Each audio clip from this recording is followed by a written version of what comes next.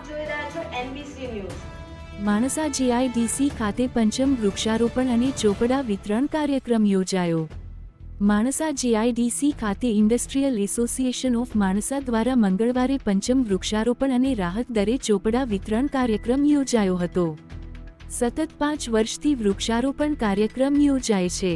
વૃક્ષારોપણ બાદ વૃક્ષોની માવજત કરવા માટે તમામ લોકોને અપીલ કરાઈ હતી। ત્યારબાદ રાહત દરે ચોપડાનું વિતરણ કરાયું હતું, જે કાર્યક્રમમાં ધારાસભ્ય J.S.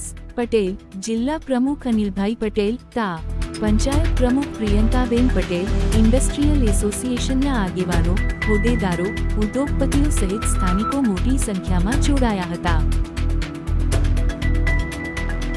GIDC માણસા તરફથી સતત 5 વર્ષથી વૃક્ષારોપણનો કાર્યક્રમ યોજવામાં આવે છે। ઉદ્યોગપતિઓ સૌ સાથે મળી અને પર્યાવરણનું ધ્યાન પણ ખૂબ સરસ રાખે છે।